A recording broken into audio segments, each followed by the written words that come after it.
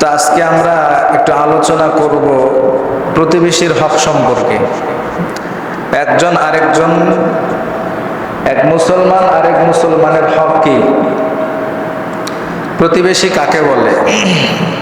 প্রতিবেশী বলা হয় আমার অবস্থানের সাথে যারা বসবাস করে। হাসান বসরি রহমাতুল্লাহি আলাইহি প্রতিবেশীর সংজ্ঞা বলেছেন, প্রতিবেশী হলো তারা, আমার যে বাড়ি আছে, আমার বাড়ির সামনের দিকে 40 ঘর, আমার বাড়ির পিছনের দিকে 40 ঘর, আমার বাড়ির ডান বাম চতুর্দিক দিয়ে 40 ঘর। উনি এটা বলছেন যে এটা প্রতিবেশীর সংজ্ঞা। 40 ঘর করে আমার বাড়ির সাথে যে সমস্ত পরিবার থাকবে, ঘর থাকবে, এগুলো হলো প্রতিবেশী। প্রতিবেশীর হক আল্লাহ তাআলা এবং আল্লাহর হাবিব আমাদেরকে বলেছেন। প্রতিবেশীর হক কয়েকটা হক সম্পর্কে আজকে আমরা আলোচনা করব ইনশাআল্লাহ। প্রতিবেশীর হক সম্পর্কে 1 নাম্বার হক হইল, যারা আমার প্রতিবেশী হবে প্রতিবেশীর সাথে ভালো আচরণ করা, প্রতিবেশীর সাথে ভালো ব্যবহার করা। এটা প্রতিবেশীর 1 নাম্বার হক।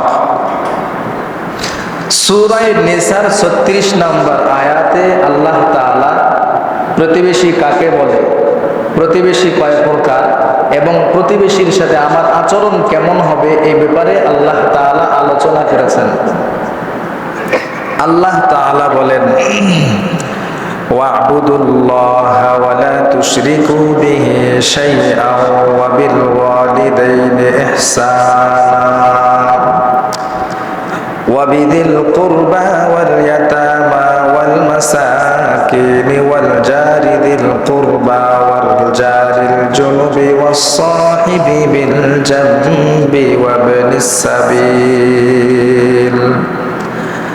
আল্লাহ তাআলা বলেন, ওয়া'বুদুল্লাহ, আমি আল্লাহর ইবাদত করো, আমি আল্লাহর গোলামি করবা, ওয়ালা তুশরিকু বিহি শাইআ, আমি আল্লাহর সাথে কাউকে তোমরা অংশীদার সাব্যস্ত করবা না। ওয়াবিল ওয়ালিদাইনি ইহসানা, মা বাবার সাথে ভালো আচরণ করো। ওয়াবিদিল কুরবা ওয়াল ইয়াতামা, পরিবার পরিজনের সাথে, নিকটাত্মীয়দের সাথে ভালো আচরণ করো, এতিমদের সাথে ভালো আচরণ করো। ওয়াল জারি যিল কুরবা, নিকটতম প্রতিবেশীর সাথে ভালো আচরণ করো। ওয়াল জারি যিল কুরবা ওয়াল জারিল জুনুব, দূরবর্তী প্রতিবেশীর সাথে ভালো আচরণ করো। এবং ওয়াল জারিল জুনুবি ওয়াস সাহিবি বিল জামবি, এবং তোমার বসনেওয়ালা যে সাথী সঙ্গী আছে তাদের সাথে ভালো আচরণ করো। ওয়াবিনিস সাবিল, মুসাফিরের সাথে ভালো আচরণ করো।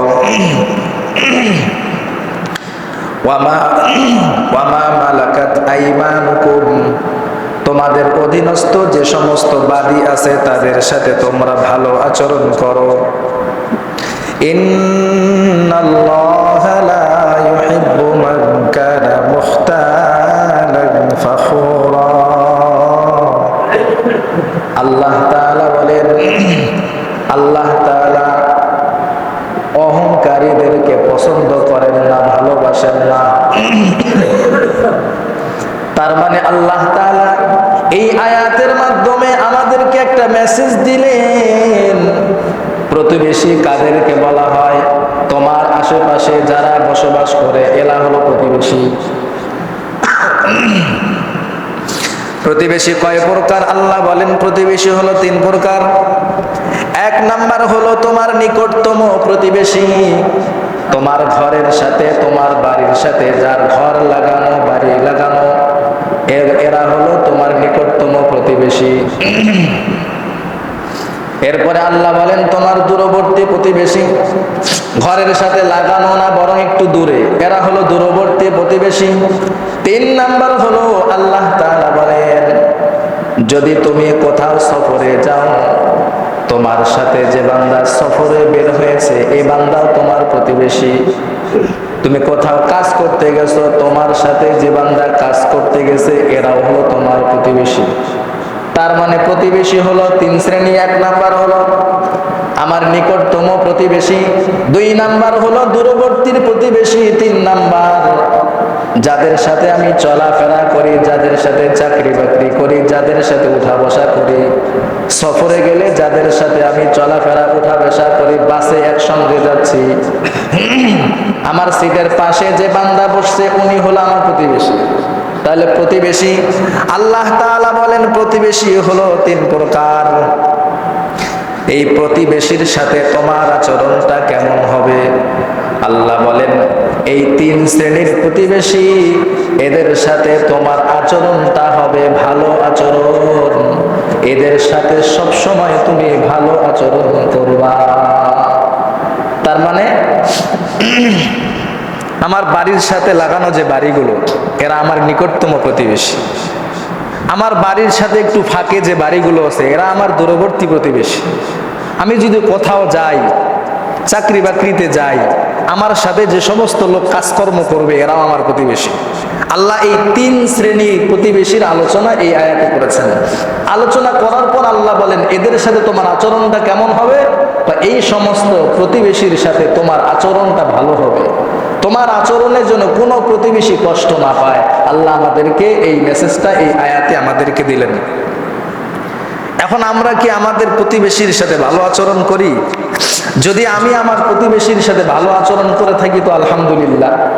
আর যদি দেখি আমার দ্বারা আমার প্রতিবেশী কষ্ট পায়, তার মানে বোঝা গেল আমার দ্বারা আমার প্রতিবেশী কষ্ট পাইল, আমি আল্লাহর এই আদেশকে অমান্য করলাম। আল্লাহ আমাদেরকে এটা আদেশ করলেন, তোমরা তোমাদের প্রতিবেশীর যত প্রকারে হোক না কেন, প্রতিবেশীর সাথে, আমার প্রতিবেশীর মধ্যে অনেক লোক থাকতে পারে, ইমানদারও থাকতে পারে, বেঈমানও থাকতে পারে, আমার শত্রুও থাকতে পারে, আমার হিতাকাঙ্ক্ষী লোকও থাকতে পারে, বদ্দিনও থাকতে পারে, দিনদারও থাকতে পারে, চোর থাকতে পারে, ডাকাত থাকতে পারে, আমার প্রতিবেশীর মধ্যে সবাই থাকতে পারে। আল্লাহ বলেন তোমার প্রতিবেশীর মধ্যে যে কেউ থাক না কেন, তোমার তাদের সাথে আচরণটা কেমন হবে? আল্লাহ বলেন তোমার আচরণ তাদের সাথে যেন ভালো হয়। তোমার যে শত্রু আছে তার সাথে তোমার আচরণটা ভালো হয়। তোমার যে বন্ধু আছে তার সাথেও যেন তোমার আচরণটা ভালো হয়। তোমার প্রতিবেশীর মধ্যে একজন কাফের, বিদীন আছে, বেঈমান আছে, তার সাথেও তোমার আচরণটা যেন ভালো হয়। এখন আমরা কি আমাদের এই প্রতিবেশীর এই এক নাম্বার প্রথম হকটা কি আদায় করতে পেরেছি কিনা, এটা ভাবা বা চিন্তার বিষয়। প্রতিবেশীর দুই নাম্বার হক হইল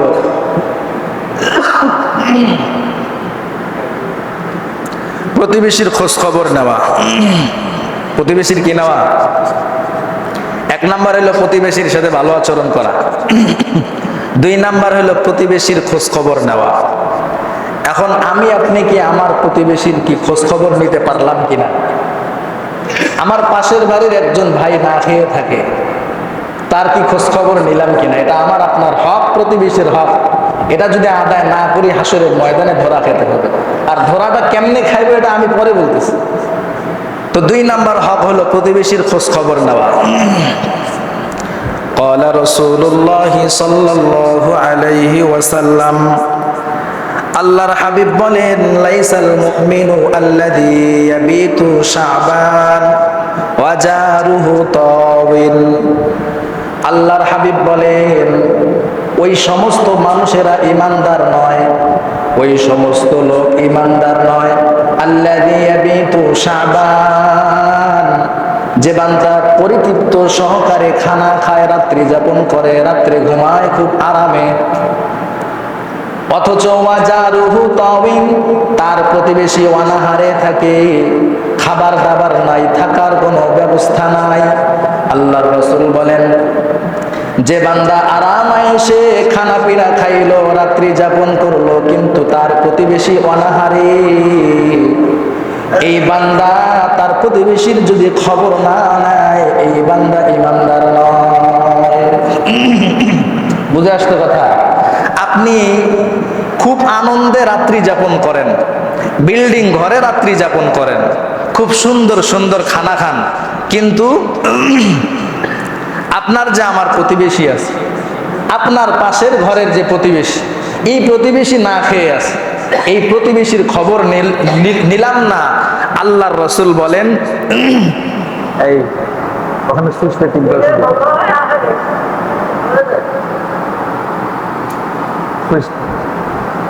থাক।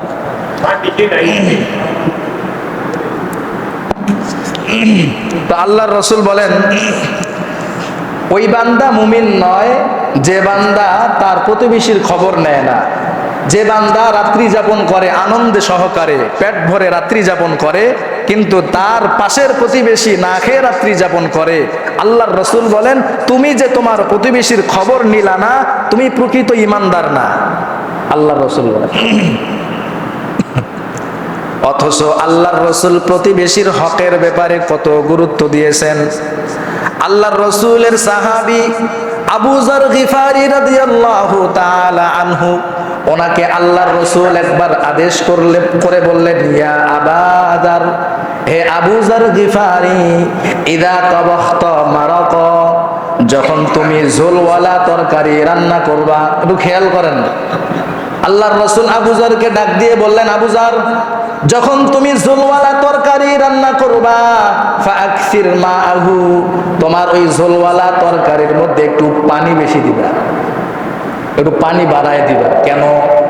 কয়, তুমি যখন ঝোলওয়ালা তরকারি গোশত রান্না করছো, এই গোশতের তরকারির ঘেরান হয়তো তোমার পাশের বাড়ির লোকের নাকে গেছে, ছোট ছোট বাচ্চাও থাকতে পারে, তাদের নাকে গেছে। তুমি যখন তরকারির মধ্যে একটু পানি বাড়ায় দিবা, ঝোল বাড়ায় দিবা, ঝোল বাড়ায় দিলে তোমার প্রতিবেশীর বাড়িতে একটু তরকারি ঝোল পাঠায় দাও। বুঝে আসতে কথা? আল্লাহ রাসূল কেমন আদর্শ আমাদেরকে শিক্ষা দিয়েছে। আবু যর, যখন তুমি ঝোলওয়ালা তরকারি রান্না করবে, একটু পানি বাড়ায় দিবা, পানি বাড়ায় দিয়া তোমার পাশের প্রতিবেশী তাদের বাড়িতেও একটু তরকারি একটু ঝোল পাঠায় দিবা। আমাদের এলাকার মা বোন কিছু আছে, তাদের এই গুণটা আছে। যদি আপনার বিয়ার বাড়ি থেকে কোনো কিছু আসে, মিষ্টি কিছু আসে, খাবার দাবার আসে, তো আমাদের এলাকার কিছু মা বোন আছে, এরা আশেপাশের প্রত্যেক বাড়িতে পাঠায় দেয়। এটা খুব ভালো গুণ, এটা প্রতিবেশীর হক। কিছু মা বোন আছে আলহামদুলিল্লাহ এই গুণটা আদায় করে। তো আল্লাহর রাসূল আবু যরকে আদেশ করলেন, তরকারি যখন রান্না করবে একটু ঝোল বাড়ায় দিবা, যাতে করে আশেপাশের যে প্রতিবেশী আছে তাদেরকেও একটু দিতে পারো। আল্লাহর রাসূল একবার এলাকার মহিলাদেরকে আদেশ করলেন, ইয়া নিসা আল মুসলিমাত, আল্লাহ তাআলা আল্লাহর রাসূল এলাকার নারীদেরকে ডাক দিলেন, হে নারী সম্প্রদায়।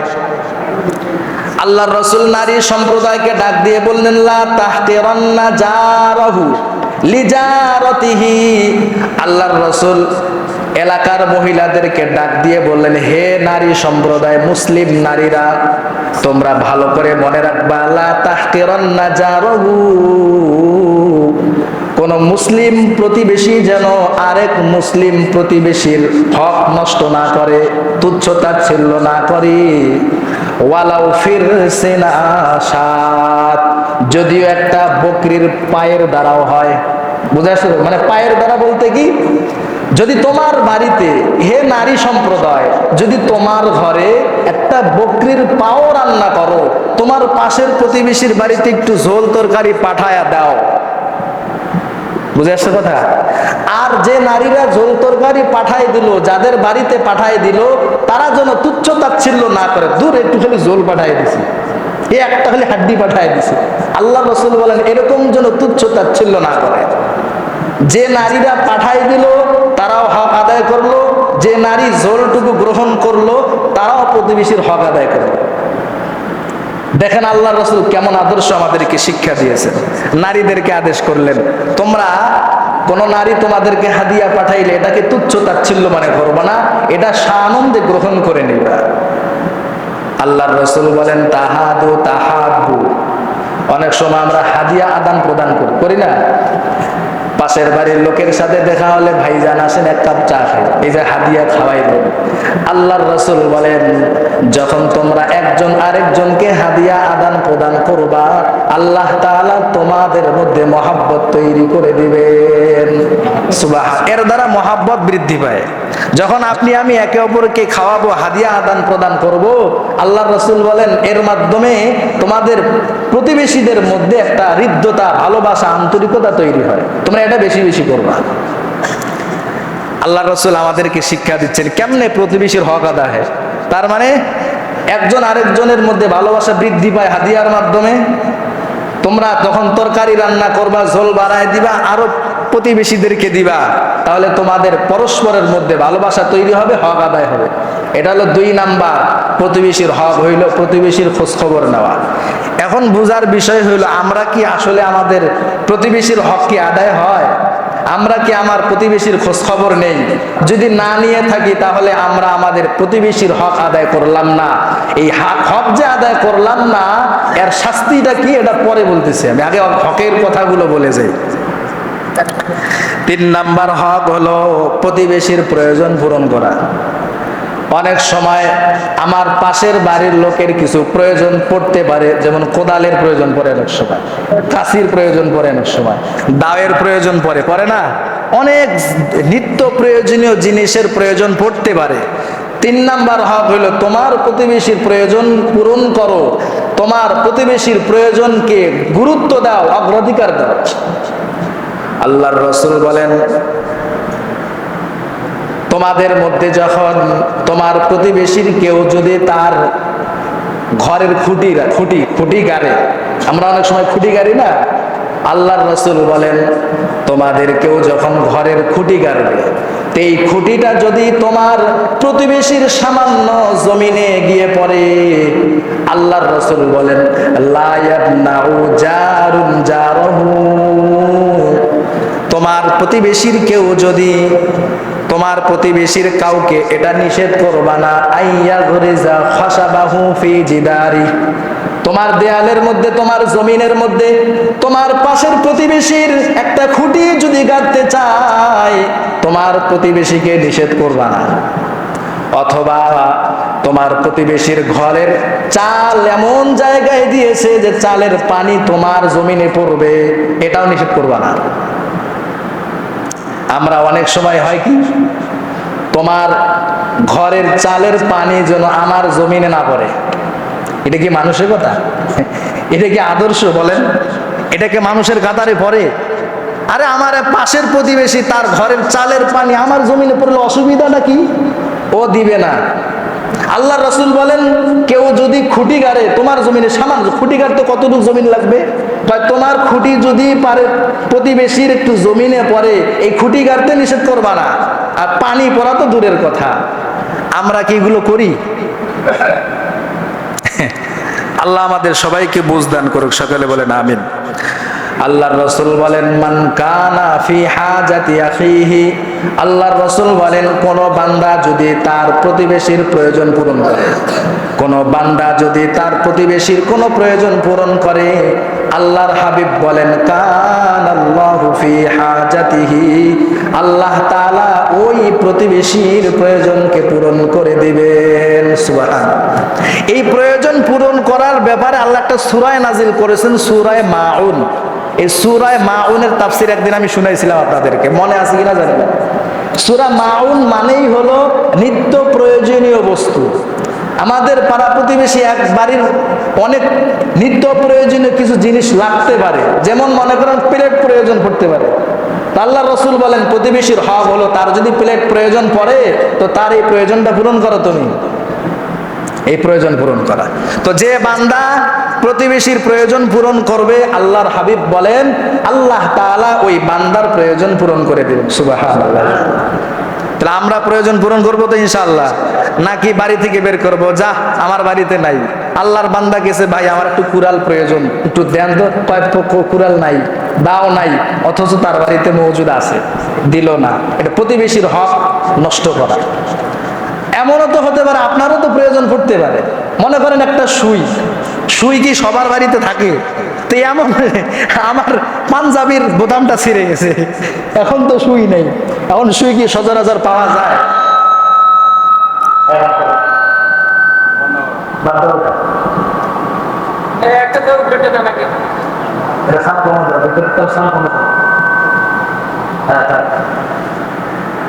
বলছিলাম। এখন এই যে সুই, সুই তো সবসময় পাওয়া যায় না, তো আমার একটা সুইয়েরও প্রয়োজন ঘটতে পারে। তো পাশের বাড়িতে গেলাম যে ভাইজান আমার একটা সুইয়ের প্রয়োজন। আল্লাহর হাবিব বলেন এই বান্দা যখন সুইয়ের প্রয়োজন পূরণ করলো, আল্লাহ তাআলা তোমার বড় প্রয়োজন পূরণ করে দিবেন। সুবহানাল্লাহ।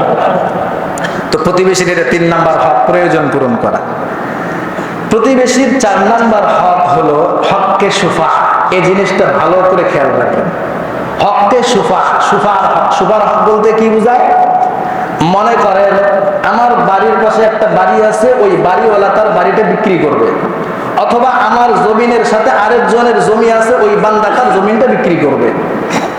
এখন আমার জমির সাথে যে জমিনটা আছে, এই জমিন যা যে মালিক, এই মালিক এই জমিন বিক্রি করবে। তো এখন এই জমিনের সাথে আমার জমিন লাগানো আছে, এখানে প্রতিবেশীর হক হইল তুমি বান্দা, তুমি যে জমিনটা বিক্রি করবা, তোমার জমিনের সাথে যেই মালিকের জমিন আছে তাকে আগে খোঁজ দাও যে ভাইজান আমি আমার জমিনটা বিক্রি করতে চাই, আপনি কি নেবেন? এটা হলো হককে সুফা। আল্লাহ রাসূল আমাদেরকে কেমন আদর্শ শিক্ষা দিয়েছে দেখেন। তো তোমার বাড়ি যদি বিক্রি করতে চাও, তোমার বাড়ির পাশে যে বাড়িওয়ালা আছে তাকে জিজ্ঞাসা করো, ভাইজান আমি আমার বাড়িটা বিক্রি করব, তুমি কি বাড়ি কিনবা? যদি তুমি বাড়ি কিনো তাহলে আমি অন্যের কাছে বিক্রি করব না। আর এ বান্দা যদি বাড়ি কিনতে চায়, তাহলে প্রতিবেশীর হক হলো ওই বান্দার কাছে বাড়ি বিক্রি করা, অন্যের কাছে বাড়ি বিক্রি করা অন্যায়। এটা প্রতিবেশীর হক। হ্যাঁ, সস্তায় না? সস্তায় কেন দিবেন? আপনি অন্যের কাছে যে দামে বিক্রি করবেন, আপনার বাড়ির পাশে যে বাড়ির মালিক ওনার কাছে ওই দামে বিক্রি করবেন। সস্তায় কেন বিক্রি করবেন? আপনি কেন লস করবেন? এটা হলো প্রতিবেশীর হক। হ্যাঁ, যদি ওই দামে না নেয় তাহলে আপনি অন্যের কাছে বিক্রি করবেন। বুঝেন নাই? আপনি লস করে কেন বিক্রি করবেন কেন? আপনি জমির মালিক। এখানে প্রতিবেশীর হকটা এইটা যে তাকে অবগত করা যে ভাই আমার জমির দাম এত, আমার জমিনটা যদি আপনি নিতে চান তাহলে আপনাকে আমি জমিটা দিতে পারি, আর যদি না নেন তাহলে অন্যত্র আমি বিক্রি করে দেবো। আল্লাহর বান্দা যদি বলে ঠিক আছে আপনি যেই দামে বিক্রি করবেন ওই দামে আমি নিয়ে নিব, তো ব্যাস ওনার হক এটা। আর যদি উনি বলেন জমির দাম 200 টাকা, বান্দা দিতে চায় 100 টাকা, তো হবে এটা? এটাও হক নষ্ট করা, এটাও করা যাবে না। এটার নাম হলো হককে সুফা, সুফার হক। এই হকগুলোর প্রতি আমাদেরকে গুরুত্ব দিতে হবে। পারবো তো ইনশাআল্লাহ? আল্লাহর রাসূল বলেন মান কানাত লাহু আরদুন, যদি কারো জমিন থাকে, জমিনের পাশে আরেকজনের জমিন আছে, যখন সে এটা ফারাদা বাইআহা, যখন এই জমিনটা বিক্রি করতে চায়, তো ফালইয়ারিদ আলাইহা, সে যেন পাশের জমিনের মালিককে অবগত করে যে ভাই আমি আমার জমিন বিক্রি করব, যদি তুমি এই জমিন নাও তাহলে নিতে পারো, আর যদি না নাও আমি অন্য জায়গায় বিক্রি করে দেব। এই যে হকের সুফার হক কেন জানেন? মনে করেন আপনার বাড়ির পাশে যে বাড়িটা বিক্রি করা হবে, এমন প্রতিবেশী আপনার কাছে আসতে পারে যে প্রতিবেশীর জ্বালা আপনি থাকতে পারবেন না, এমন তো হতে পারে। অথবা আপনার জমিনের পাশে যে জমিনটা আছে অন্যের কাছে বিক্রি করলেন, আপনার এই জমিনই প্রতিবেশী এমন হতে পারে 2-1 দিন পর পর আপনার সাথে ঝগড়া লাগবে, একটু ছাগল গেল, এরও এমন বোকা দেয় জীবনে বোকা শুনে নেই, এমনও প্রতিবেশী তো আসতে পারে। তো এইরকম যেন না হয়, এজন্য আল্লাহর রাসূল বলে দিলেন আগে তাকে অবগত করো, তারপর জমিনটা বিক্রি করবো। তো এই হকগুলো আমরা আদায় করতে পারবো তো ইনশাআল্লাহ? আল্লাহ আমাদের সবাইকে এই কথাগুলোর উপর আমল করার তৌফিক দান করুন। আরেকটা হক হইল এলাকার প্রতিবেশীর কোনো গোপনীয় কথা বাহিরে প্রকাশ না করা।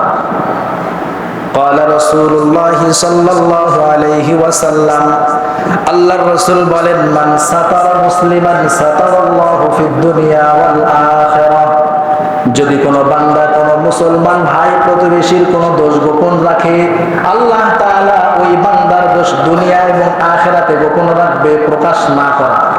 আপনার প্রতিবেশী এমন একটা অপরাধ করেছে যে অপরাধের কথা অন্য মানুষকে না জানানো, এটা প্রতিবেশীর হক। আমাদের পরিবার ব্যবস্থা এত খারাপ কেন জানেন? আমাদের পরিবারগুলোতে এত ঝামেলা কেন? এর মূল কারণ হলো আমাদের পরিবারের কথাগুলো বাহিরে প্রকাশ করা হয়। আচ্ছা, ব্যক্তিগত কথা কি বাহিরে প্রকাশ করা যায়? আমি যদি কোনো অন্যায় করে থাকি, আমার এই অন্যায়ের কথাটা কি আমি বাহিরে কারো কাছে প্রকাশ করি? তো আপনার পরিবারের কথা আপনি আরেকজন কি কেমনে বললেন? এটা তো মাথায় ধরে না।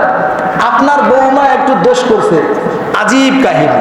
শাশুড়ি আম্মা কি করে, বৌমার দোষটা পুরা এলাকা সব মহিলাকে বলে বেড়ায়। মান সম্মান নষ্ট কার হইলে বলেন তো? যেই মহিলা বৌমার দোষ প্রকাশ করলো ওই মহিলারই তো সম্মান। যাদের কাছে প্রকাশ করা হইলো ওই সমস্ত মহিলা পরবর্তীতে বলবে ওই মহিলার বৌমা এই কাজ করে, খারাপ। তো সম্মান তো নিজেরাই নষ্ট হইল। এজন্য পরিবারের গোপন কথা যেমন বাহিরে প্রকাশ করা যায় না, প্রতিবেশীর কোনো গোপন কথাও বাহিরে প্রকাশ করা যায় না। আল্লাহ রাসূল নিষেধ করেছেন। তো এই হকগুলোর প্রতি আমরা বিশেষভাবে গুরুত্ব দিব ইনশাআল্লাহ, পারবো ইনশাআল্লাহ।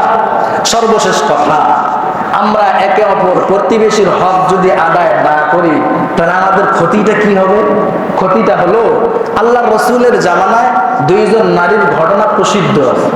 আল্লাহ রাসূলের একজন সাহাবী আল্লাহ রাসূলের কাছে এসে বললেন, আল্লাহর হাবিব, এলাকায় দুইজন নারী, একজন নারী তাহাজ্জুদের নামাজ পড়ে, দান সদকা করে, জিকির আজগার করে, নফল ইবাদত বندگی করে, কিন্তু দিনের বেলা রোজাও রাখে, কিন্তু এই মহিলাটা তার মুখের ভাষার মাধ্যমে তার প্রতিবেশীকে কষ্ট দেয়। আল্লাহ রাসূল ডাইরেক্ট বললেন সে জাহান্নামে যাবে।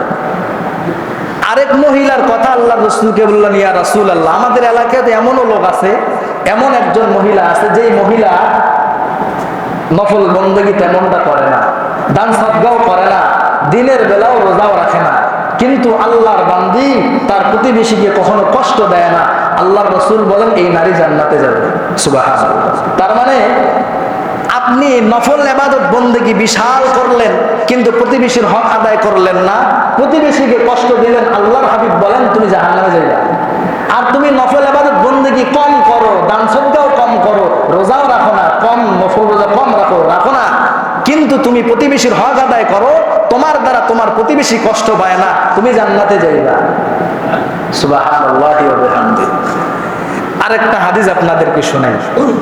আল্লাহর রাসূল বলেন, তুমি কি প্রকৃত ঈমানদার হতে চাও? যদি তুমি প্রকৃত ঈমানদার হতে চাও, ওয়া আহসিন ইলা যালিকা তাকুন মুমিনা, যদি তুমি নিজেকে প্রকৃত ঈমানদার দাবি করো তাহলে তুমি তোমার প্রতিবেশীর সাথে ভালো আচরণ করো। যদি তুমি তোমার প্রতিবেশীর সাথে ভালো আচরণ না করো, তোমার প্রতিবেশী তোমার কথা, তোমার কাজ, তোমার আচরণের দ্বারা কষ্ট পায়, তাহলে মনে রাখবা তুমি ঈমানদার হতে পারো না। সর্বশেষ আরেকটা হাদিস আপনাদেরকে শোনাই। হাসরের ময়দানে যখন আমরা সবাই উপস্থিত হয়ে যাব, আল্লাহ তাআলার কাছে যখন বান্দারা উপস্থিত হয়ে যাবে, আল্লাহর রাসূল সাহাবীদেরকে বললেন, তোমরা কি জানো আতাদরুনা মাল মুফলিস? সাহাবায়ে কেরাম, তোমরা কি জানো মুফলিস কারা, হতদরিদ্র কারা? সাহাবায়ে কেরাম আল্লাহর রাসূলের প্রশ্নের জবাব বললেন, আল মুফলিসু ফিনা, আমাদের মধ্যে হতদরিদ্র তো তারাই, মাল্লা দিরহাম লাহু ওয়ালা মাতা, যার কাছে সম্পদ নাই, টাকা পয়সা নাই, সে দরিদ্র। আমরাও এটাই মনে করি, যার কাছে সম্পদ নাই, টাকা পয়সা নাই, খাবার দাবার নাই, সে কি দরিদ্র। আল্লাহর রাসূলের প্রশ্নের জবাবে যখন সাহাবায়ে কেরাম উত্তর দিলেন যার কাছে সম্পদ নাই সে দরিদ্র, আল্লাহর রাসূল বলেন তোমাদের প্রশ্ন উত্তর ঠিক হয় নাই। আল মুফলিসু মিন উম্মতি, আমার উম্মতের মধ্যে হত দরিদ্র হলো তারাই, ইয়াতি ইয়াউমাল কিয়ামাতি বিসালাতিন ওয়া সিয়ামিন ওয়া যাকাত, হাসরের ময়দানে আমার উম্মতের মধ্যে কিছু উম্মত থাকবে যারা বিশাল বড় নামাজের সওয়াব নিয়ে হাসরের ময়দানে উপস্থিত হয়ে যাবে, যাকাতের সওয়াব নিয়ে উপস্থিত হয়ে যাবে, নেক আমলের পাহাড় নিয়ে আমার উম্মত আল্লাহর দরবারে উপস্থিত হয়ে যাবে। হঠাৎ দেখতে পাবে লাইন কাতার দাঁড়াইছে। কিসের কাতার? আল্লাহর রাসূল বলেন, ওয়ায়াতি হাদা ফাযাফা হাদা, আল্লাহর রাসূল বলেন হঠাৎ দেখতে পাইবে কিছু মানুষ লাইন কাতার হয়ে সারিবদ্ধ হয়ে দাঁড়িয়ে গেছে। আল্লাহর বান্দারা আল্লাহর কাছে আবদার করবে, নালিশ করবে, আল্লাহ এ বান্দার তো বিশাল নেক আমলের পাহাড়, ওয়া শাতামা হাদা, এ বান্দাকে, এই বান্দার দুনিয়াতে আমাকে গালি দিয়েছে, অন্যায় ভাবে গালি দিয়েছে। আরো কিছু মানুষ আসবে বলবে, আল্লাহ ওয়া কাযাফা হাদা, এ বান্দা আমার নামে মিথ্যা অপবাদ দিয়েছে, ওয়া শাতামা হাদা ওয়া আকালা মালা হাদা, আল্লাহ আপনার এই বান্দা আমার সম্পদ অন্যায় ভাবে আত্মসাৎ করে খেয়েছে, ওয়া সাফাকা দামা হাদা, আল্লাহ আপনার এই বান্দা অন্যায় ভাবে আমার শরীর থেকে রক্ত ঝরিয়েছে, আল্লাহর বান্দা ওয়াকাদা দরাবা হাদা, আল্লাহ আপনার এই বান্দা অন্যায় ভাবে আমাকে চরখাপ্পর মারে মেরেছে, প্রহার করেছে, তখন করা হবে আল্লাহর বান্দার যত নেক আমল আছে ফায়ুতা হাদা মিন হাসানাতি, ওই বান্দা বিশাল ধরনের আমল নিয়ে উপস্থিত হয়েছে, ওই বান্দার নেক আমল গুলো ওই সমস্ত হক নষ্ট করেওয়ালা যাদের হক নষ্ট করা হয়েছে তাদের আমল নামায় আল্লাহ দিয়ে দিবেন। আমল দিতে দিতে দিতে দিতে এক পর্যায়ে যখন ফাইন ফানিয়াত হাসানাতু, আল্লাহর বান্দার যখন সব নেক আমল শেষ হয়ে যাবে, উখিযা খাতায়াহুম, তখন ওই বান্দার গুনাহগুলো, যাদের হক নষ্ট করা হয়েছে তাদের গুনাহগুলো, যে হক নষ্ট করেছে তার ঘাড়ে চাপিয়ে দেওয়া হবে। ফাতুরিহাত আলাইহি, এ বান্দার ঘাড়ে যখন চাপিয়ে দেওয়া হবে, যখন নেক আমল শেষ, অন্যের গুনাহ তার ঘাড়ে চাপিয়ে দেওয়া হয়েছে, আল্লাহর রাসূল বলেন সুম্মা তুরিহা ফিন্নার, এরপরে এই বান্দাকে জাহান্নামে নিক্ষেপ করা হবে। তার মানে প্রতিবেশীর হক কত বেশি, কত গুরুত্ব বেশি। হাসরের ময়দানে বাদী বিবাদী হবে সর্বপ্রথম প্রতিবেশী। এজন্য ভাই, একজন আরেকজনের হক নষ্ট না করা। আমাদের সমাজে এত পরিমাণ হক নষ্ট হয়, শুধু জমি জামায় হক নষ্ট হয় তা নয়, বরং আমরা প্রতিবেশীর মধ্যে একজন আরেকজনকে এত পরিমাণ কষ্ট দেই যে কষ্টের কথা সে প্রকাশও করতে পারে না, এরকমও হক আমরা নষ্ট করি। আফসোসের বিষয় এই যে সর্বশেষ একটা কথা আপনাদেরকে বলি, আমি এই মসজিদের ইমাম সাহেব, আমি জানি এটা আমি অন্তর থেকে বিশ্বাস করি, এলাকার সব মানুষ আমার অন্তর থেকে মহব্বত করে, আমি এটা বিশ্বাস করি। তারপরেও একটা দুঃখের কথা, এই যে মাঝে মধ্যে শুক্রবার আমি আপনাদেরকে বলি যে এলাকায় যেন গান বাজনা না বাজে। এটা প্রতিবেশীর কেমন হক নষ্ট করা জানেন? একটা হলো ব্যক্তিগত গুনাহ, এই ব্যক্তিগত গুনাহ আল্লাহ আপনার ক্ষমা করে দিতে পারে, কিন্তু আপনি যখন গান বাজনা বাজাইয়া আপনার প্রতিবেশীকে কষ্ট দিলেন, এত মানুষের গুনাহ আপনি কিভাবে সহ্য করবেন? কিভাবে সহ্য করবেন আপনি? আমি এই মসজিদে বারবার অধিকাংশ সময় গান বাজনার ব্যাপারে আপনাদেরকে সতর্ক করেছিলাম, এরপরেও গান বাজনা বাজানো হয়েছে। আমাকে এখানে আসার পর আমার সবচাইতে বেশি কষ্ট পেয়েছি এই কাজটার কারণে।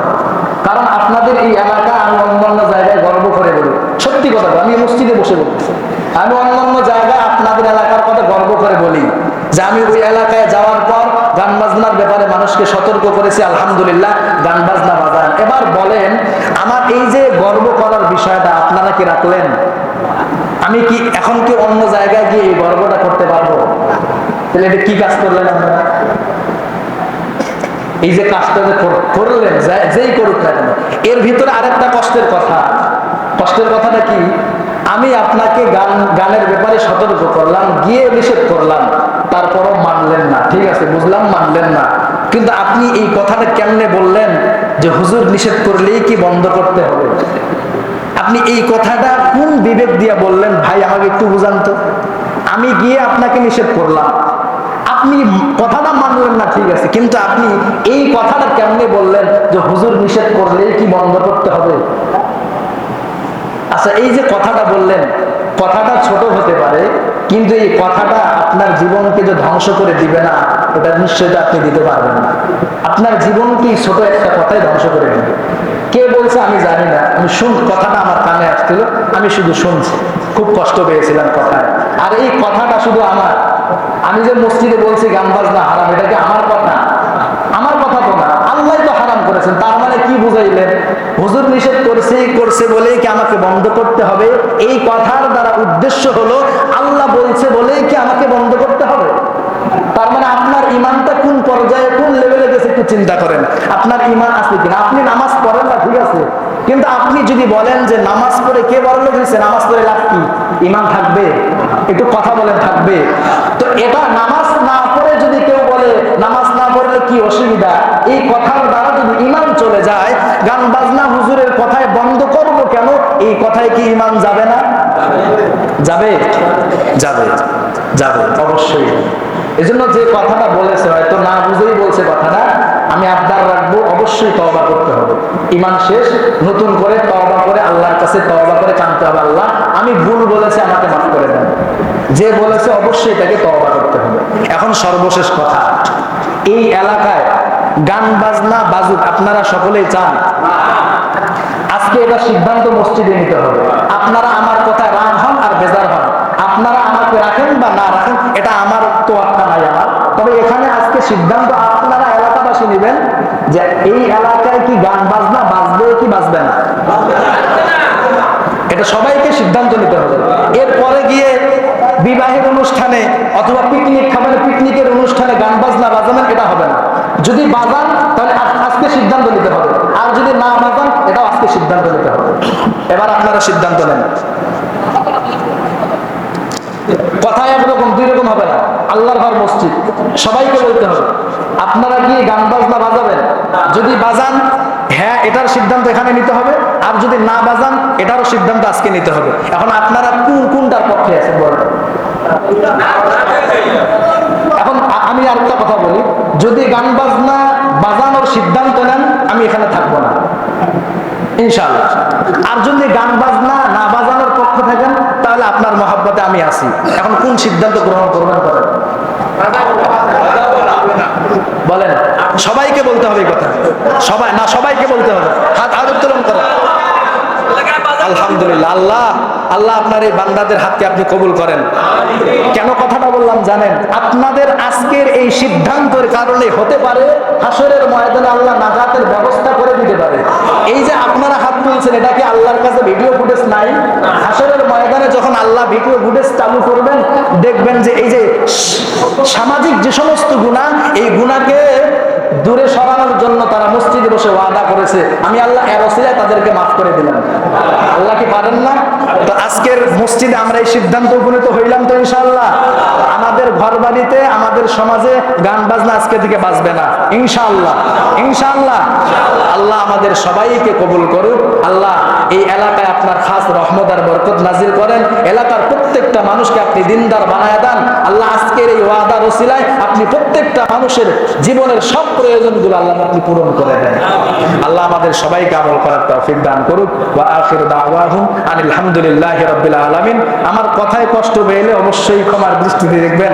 আমি কিন্তু কাউকে কষ্ট দেওয়ার উদ্দেশ্যে মসজিদে ঘরে বলতেছি বলি নাই। কারণ কি জানেন?